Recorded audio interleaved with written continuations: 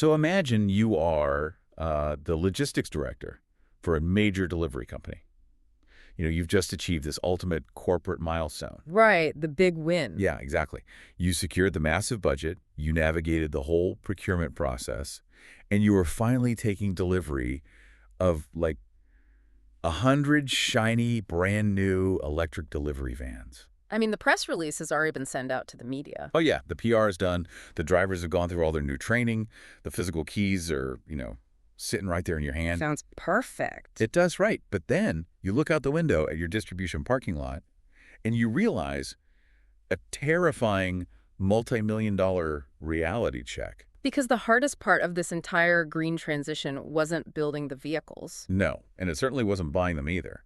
It is figuring out how on earth you're going to physically plug them all in. Yeah, it really is the ultimate hidden bottleneck in the entire electrification movement. I mean, everyone focuses their attention on the vehicle spec sheet or the battery range. Right, to zero emissions branding on the side of the truck. Exactly.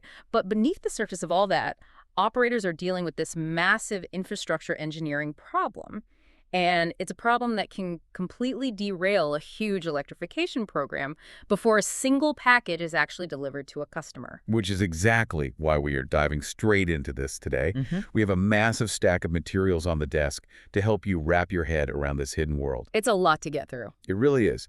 We're looking at comprehensive industry reports from Electrons X and the Alliance for Transportation Electrification, which is usually just called AE. Right.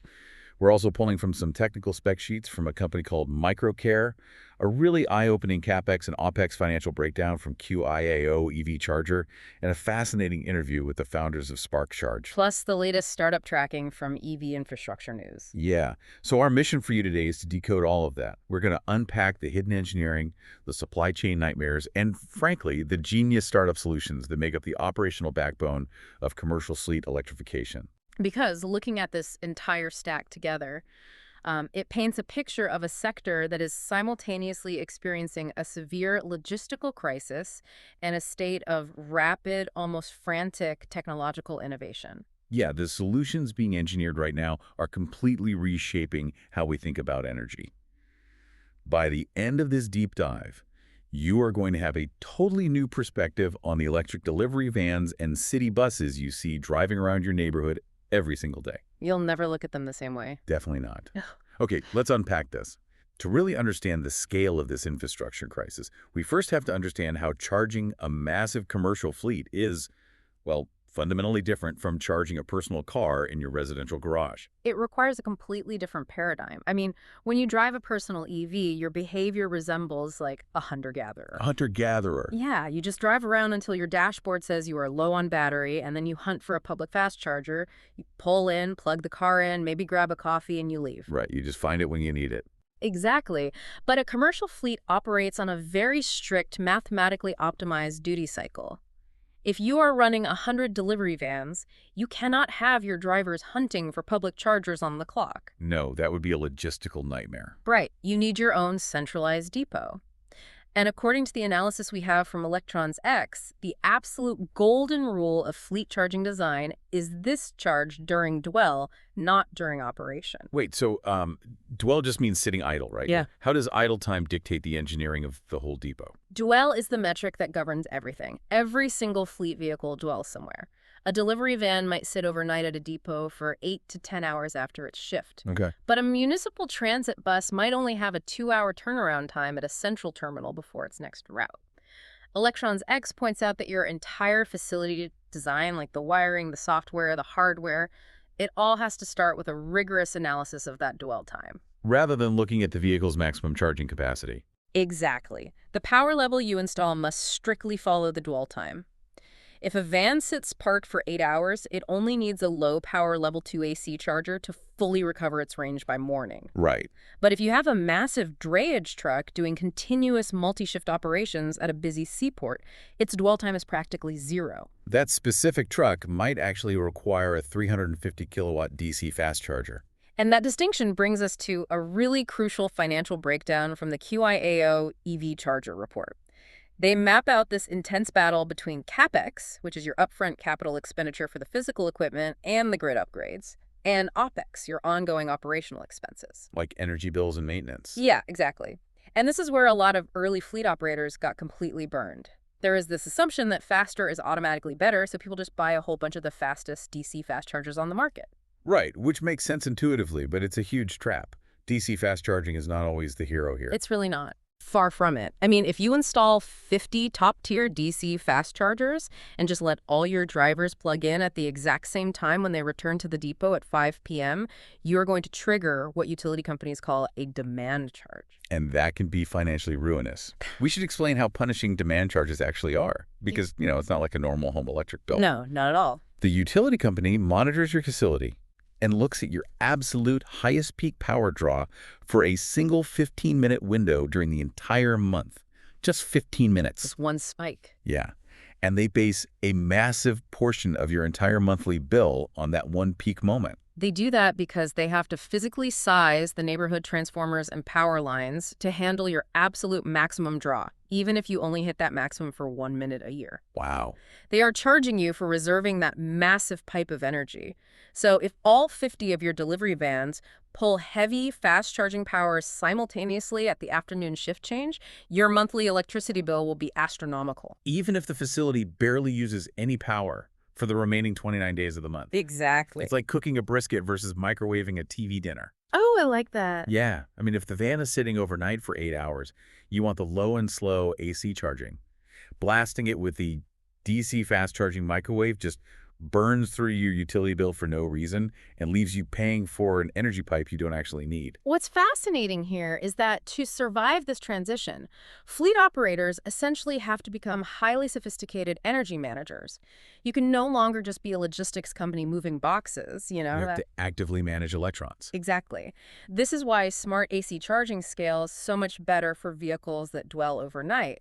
By keeping the power draw low and steady over an 8-hour window, you balance the load. And avoid triggering those massive utility demand charges. Right, and you prevent stranded, overbuilt investments in fast chargers you didn't actually need in the first place. Which leads perfectly to the concept of the Fleet Energy Depot, or FE, that Electrons X talks about.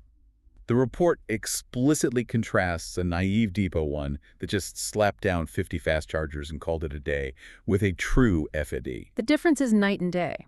Yeah, an FED uses a smart charge management system, a CMS. My understanding is this isn't just a timer, right? It's an algorithm that looks at the dispatch schedules, reads the state of charge of every plugged-in vehicle, looks at utility rate tiers, and automatically sequences when each individual vehicle gets power. The CMS is the brain of the operation. It might realize that Van A doesn't need to leave until 9 a.m. and only needs a 20% top-up, while Van B leaves at 5 a.m. and is completely dead. So it prioritizes them. Yeah, the software directs the power accordingly, perfectly smoothing out the facility's total power draw so you never spike the utility meter. That's brilliant. And an FED also integrates battery energy storage systems, or BESS. These are giant stationary batteries on site that charge up very slowly during the day when grid power is cheap, and then discharge to help power the vans at night. Further hiding your power usage from the utility's demand meters. Exactly. And the financial difference between doing this the naive way versus the smart managed way is mind-blowing. The QIAO analysis shows that for a 100 vehicle fleet, the 10-year total cost of ownership difference can exceed $5 million. It's damn. $5 million saved just by managing your charging speeds and utilizing software properly. I mean, it is the literal difference between a profitable fleet and a bankrupt one. Absolutely. But, okay, let's say you've done the math. You know exactly what your fleet energy depot needs to look like. You've balanced your CapEx and OpEx beautifully. You call up your local utility company to get everything connected to the grid. Here's where the reality check hits. Yeah, the AD issue brief says this is where operators hit a massive multi-year brick wall. You enter the interconnection queue. And according to the Alliance for Transportation Electrification, this is the single most underestimated constraint in the entire industry right now. How long does it take? It takes a minimum of 12 to 36 months just to get the utility company to connect a new high-power EV depot to the local grid. Up to 3 years. You could have ordered your vehicles, hired your warehouse staff, and you're just sitting there in an empty lot waiting on the utility. Why is it taking that long to get a connection? It comes down to a severe, compounding global supply chain nightmare. Between 2020 and 2022, the lead times just to get a standard utility distribution transformer jumped by 429%. Okay, I have to push back here. If everyone knows this transition is happening and billions of dollars are pouring into electric vehicles globally, why can't we just quickly spin up new factories for these transformers? Well, if we connect this to the bigger picture, it is not just a matter of throwing venture capital at a new assembly line. It is a highly complex, multi-layered bottleneck. First, there is a severe lack of skilled, specialized labor capable of assembling high-voltage grid equipment. Okay, labor shortage. Second, you have compounding global demands. Data centers, massive AI server farms, and general grid hardening projects meant to protect infrastructure against extreme weather are all fighting for the exact same transformers that an EV depot needs. So everyone is competing for the same hardware. Exactly. But the absolute most critical choke point is a material shortage. Transformers require a very specific, highly specialized material called grain-oriented electrical steel, or GOES. Okay, let's pause on grain-oriented electrical steel. Why do we need magic steel? Why can't a transformer just use the normal steel we use to build bridges or like car chassis? Because of what a transformer actually does. Alternating current power on the grid reverses its direction 60 times every single second. Right. This creates a constantly shifting magnetic field known as magnetic flux. If you run that shifting magnetic field through normal steel, the chaotic random grain structure of the metal resists the flux. It fights it. Yeah, it creates friction, known as eddy currents, which generates a massive amount of heat and wastes the electrical energy. So the energy literally just burns off as heat before it ever gets to the vehicle. Precisely. So GOES is engineered differently. Its crystalline structure is aligned in one single direction during the manufacturing process. Think of it like combing severely tangled hair straight. Okay, I can picture that. Because all the grains are aligned, the magnetic flux can slide through the steel core with almost zero resistance, making the transformer incredibly efficient. That makes sense. But what's the holdup? The problem is that in the entire United States, there is exactly one domestic supplier capable of manufacturing the specialized steel Cleveland Cliffs. Just one. Just one. Everyone else relies on imports, mostly from the Asia-Pacific region, which are subject to massive shipping logistics and geopolitical delay. Wow, you have one domestic supplier of the steel, an exploding demand from data centers and EVs, and a labor shortage. That is a perfect storm. It really is. And the ADE brief highlights some crazy utility workarounds to deal with this. There's a case study about Encore, a major energy company down in Texas. They had a supplier cut them off, leaving them desperate for transformers to service their territory. So what did they do? Encore actually went to a smaller, capacity-constrained supplier and gave them a massive interest-free loan. Wow. The utility had to act as a venture capitalist for their own supply chain. Basically, yeah. I mean, Encore is legally mandated to provide power to its customers, but they physically couldn't do it without the transformers. That interest-free loan allowed the smaller supplier to aggressively recruit skilled labor in a tight market, pay night shift premiums, and get a third shift running to build transformers around the clock. But fleet operators are running commercial businesses, you know. They can't afford to wait 3 years for a transformer to arrive. And they definitely aren't going to finance their own supply chain loans. No, they have delivery contracts to fulfill right now. Exactly. Because of this invisible wall, fleets are being forced to bypass the traditional grid entirely, leading to some wild innovation from agile startups. Because if the grid can't come to you, you have to bring the power to the vehicles yourself. That reality has given rise to the booming market of mobile and off-grid charging solutions. Right. Let's look at what SparkCharge is doing. Their entire philosophy is off-grid, app-based mobile charging. If you are a fleet operator, you don't have to wait for trenching concrete, pulling permits, or utility connections. Just skip all that. Yeah, you use their massive trailerized battery systems and deploy immediately, saving hundreds of thousands of dollars in upfront capex. Which allows operators to start recognizing revenue on their EV fleets on day one. But beyond massive trailers, EV Infrastructure News highlighted companies taking a more dynamic vehicle-integrated approach. Yeah, like L-Charge. Right. L-Charge just launched what they claim is the smallest 60-kilowatt mobile DC fast charger, and they've integrated it directly into the bed of a standard Ford 250 or 550 service truck. The mechanics of how the L-Charge truck generates power is fascinating. It isn't just carrying a giant battery in the back. It runs its electrical generators via a power takeoff, or PTO. system using natural gas or renewable natural gas. It's very clever. Yeah, it's essentially taking rotational mechanical energy directly from the spinning drive shaft of the truck's massive engine and turning an alternator to create electricity. That means it only runs and burns fuel when it is actively charging a stranded or depleted vehicle. It solves a huge environmental issue, unlike older, dirty diesel generators that just sit in lots idling all day, dumping emissions while waiting to be used. And if you want to skip burning any fuel entirely, you look at what companies like Microcare are doing. Microcare has developed a DC to DC solar fast charger. This is a brilliant piece of engineering that solves a massive inefficiency. The translation problem. Exactly. Normally, solar panels generate direct current, or DC power, but a standard grid-tied EV charger has to take alternating current, or AC, from the local grid, run it through an inverter, and convert it back to DC to put it into the car's battery. And every single time you convert power from AC to DC, or vice versa, you lose energy as heat. The hardware has to literally chop up the electrical currents and reassemble them. It's wasteful. It's like translating a novel from English to French and then back to Spanish. You lose a lot of nuance and efficiency in the translation. Traditional systems are usually only about 80% efficient because of this. But Microcare skips the grid and therefore skips the translation entirely.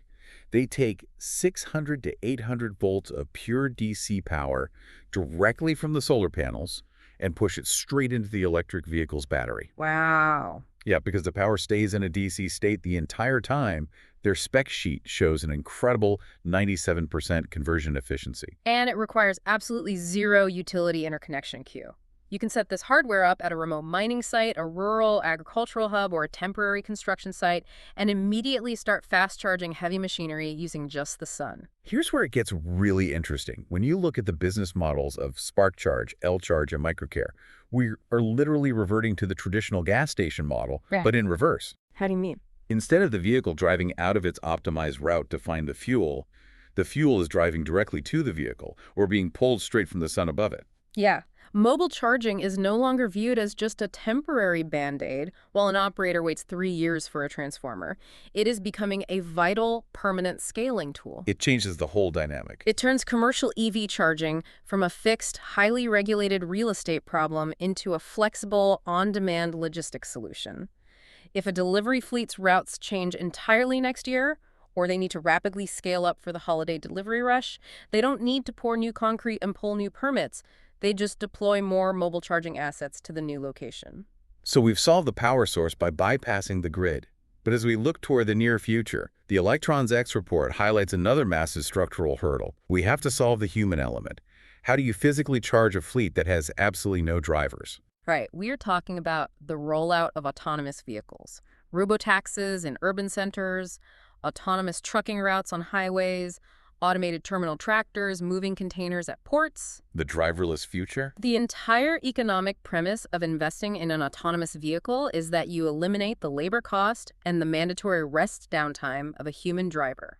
But a robotaxi fleet operating 24 hours a day isn't truly autonomous if you still have to hire 3 shifts of human workers just to stand around the depot manually plugging heavy cables into the cars every time they pull in to recharge. No, if you do that, you haven't actually eliminated the labor cost. You have just moved it from the driver's seat to the charging station. Right. This is known as the autonomous charging problem, and the reports show several distinct robotic and engineering solutions currently fighting for market dominance to solve this. Walk us through what the automated hardware actually looks like if humans aren't plugging these things in. The first approach is robotic arms. A company out of the Netherlands called Roxy's is using AI computer vision combined with soft robotics. So a literal robot arm. Exactly. An autonomous truck pulls into a bay, and a robotic arm literally reaches out, uses specialized cameras to visually locate the standard charging port, and plugs the physical cable in. Wow. It requires no human intervention and, crucially, no expensive hardware modifications to the vehicle itself. That feels very sci-fi, but it makes sense. What about doing it without cables entirely? That is the wireless inductive approach. Companies like Inductive V are embedding massive wireless charging pads directly into the pavement. It uses magnetic resonance. So the pad generates a magnetic field. Yeah, the pad generates a magnetic field that pushes through a foot of air to a receiver coil bolted under the vehicle, turning it back into electricity. A municipal bus just parks over the pad and power transfers through the air. No cables at all. It's slightly less efficient than a physical cable, but it requires zero moving parts to maintain. Finally, you have mobile roaming robots. Ion Dynamics makes something called the Flashbot. What does that do? It is an autonomous driving battery that roams around a geofenced parking lot. The electric van parks wherever it wants, and the Flashbot drives over to it and docks with it to charge it up. So what does this all mean for the business model? Have we just relocated the labor cost of a human driver from the cab of the truck to the parking lot, but replaced them with expensive robots? This raises an important question, and it is the exact question fleet operators and investors are asking. The capital expense of automated charging, whether it's robotic arms, magnetic wireless pads, or roaming battery bots, is structurally required for autonomous vehicle economics to work. You have to automate it to save the money. You have to remove the human from the charging process to realize the long-term operational savings. But the innovation doesn't stop at just putting power into the vehicle autonomously. The real future of fleet economics involves taking power out of the vehicle. You were talking about vehicle-to-grid or V2G technology. Exactly. When a fleet of heavy-duty vehicles is dwelling overnight or sitting idle on a weekend, you have massive multi-megawatt batteries just sitting there doing nothing. Right. With bidirectional charging hardware, those vehicles can actually discharge power back into the local grid during peak hours when community electricity demand and pricing is at its absolute highest. But doesn't that severely degrade the battery? If I'm an operator, I just paid a fortune for these vans, I don't want to burn out the battery cycling power to the grid. That is the genius of the modern software integration. The CMS only allows shallow cycling for V2G. It might only sell power back to the grid between an 80% and 50% state of charge, avoiding the deep discharges that cause physical wear and tear on the battery chemistry. So it protects the asset. And the revenue potential is very real. The Electrons X report notes early commercial trials in the UK and pilot programs using electric school buses in California, where fleets are making anywhere from $50 to $300 per vehicle per year. That completely flips the script on fleet management. A green transition is incredibly expensive, and commercial vehicles are traditionally viewed as massive depreciating liabilities. But with V2G, they transition into active, revenue-generating grid assets. You are essentially getting paid by the utility company to park your trucks. It redefines what a parking lot actually is. It really does. And that is really the big takeaway for you today. The next time you get a package delivered by a silent electric van, or you see a municipal electric bus quietly pull away from a stop, you'll know exactly what it took to get it there. It's not just a battery and a motor. No, beneath the surface, it is a highly complex, high-stakes choreography. It involves smart software balancing utility rates, specialized grain-oriented steel being fought over on a global scale, off-grid mobile rescuers bypassing the interconnection queue, and robotic arms securing the autonomous future. I want to leave you with a final thought to mull over. If we project these trends out 10 or 15 years, every major commercial fleet depot will likely be mandated to have bidirectional V2G charging, massive solar canopies, and their own on-site battery storage to survive the economics of the grid. They won't just be parking lots anymore. These depots will effectively become highly advanced, decentralized, private power plants. And as global logistics giants build out gigawatts of their own independent power capacity, how will that massive shift in urban real estate fundamentally alter the balance of power between private tech and logistics companies and our traditional public utility monopolies? Who really controls the energy grid of the future? That is a fascinating question to chew on, and it completely changes how you look at the companies delivering your groceries. Thank you so much for joining us on this deep dive. Keep questioning the hidden systems that power your world, and we'll catch you on the next one.